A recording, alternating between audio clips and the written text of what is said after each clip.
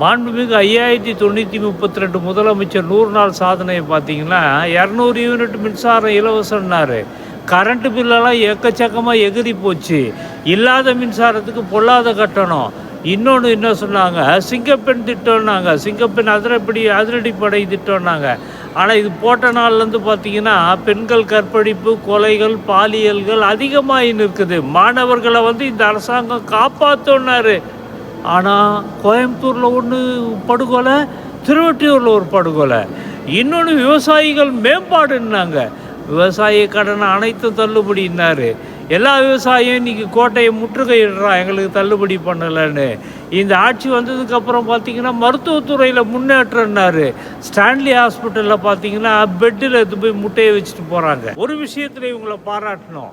ஒரு செயலை நல்லா ப்ரமோட் பண்ணணுன்னா இவங்க அதில் எக்ஸ்பர்ட்டு. மக்களுக்கு நல்லது செஞ்சிங்கன்னா மக்களே உங்களை ப்ரமோட் பண்ணுவாங்கங்க. இதுதான் இந்த ஆட்சி 100 நாள் சாதனைகள்.